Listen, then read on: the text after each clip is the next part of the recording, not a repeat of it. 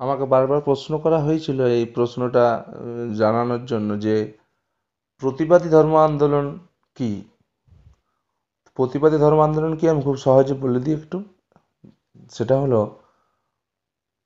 বৈদিক যুগ তথা বেদের যুগ, বৈদিক সাহিত্যের যুগ, তা অর্থাৎ আর্যদের ভারতে আগমন এবং ভারতের সপ্ত সিন্ধু নদীকে কেন্দ্র করে তাদের বসতি গড়ে ওঠা এবং সেখান থেকে বৈদিক যুগ, বৈদিক যুগের দুটো ভাগ আছে, বৈদিক যুগ এবং পরবর্তী বৈদিক যুগ। এই সময়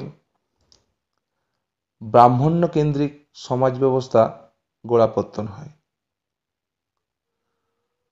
রাজার পরেই স্থান ছিল ব্রাহ্মণদের। এই ব্রাহ্মণেরা বৈদিক যুগের শেষ দিকে ধর্মকে কেন্দ্র করে নিজেদের প্রভাব প্রতিপত্তি বাড়াতে থাকে।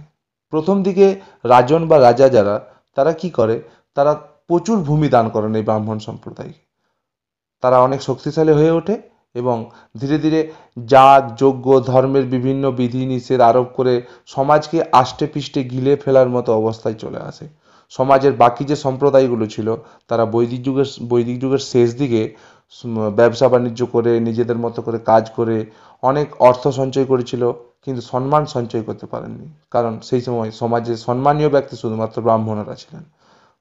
এই একটা সময়ে অর্থাৎ খ্রিস্টপূর্ব ষষ্ঠ শতাব্দীতে এই ব্রাহ্মণ্য ধর্মের আচার অনুষ্ঠানের বিরুদ্ধে রীতিসত্ত্ব হয়ে মানুষ একটা সহজ সরল ধর্ম খুঁজছিল যেখানে নিজেদের কর্ম করে বেঁচে থাকা যায়। দুটো মানুষ তাদের হাত ধরলেন, এইসব মানুষদের হাত ধরার জন্য এগিয়ে এলেন। একজন হলেন গৌতম বুদ্ধ, বৌদ্ধ ধর্মের প্রবর্তক। আরেকজন হলেন মহাবীর, জৈন ধর্মের প্রবর্তক।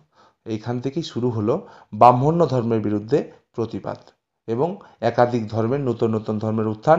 যে ধর্মগুলোকে গ্রহণ করে মানুষ সহজেই জীবনযাপন করতে পারত বা জীবনযাপন করতে পারবে এমন নীতি, এমন কথা বলা হলো, তখন মানুষ ব্রাহ্মণ্য ধর্ম থেকে সরে আসতে থাকলেন।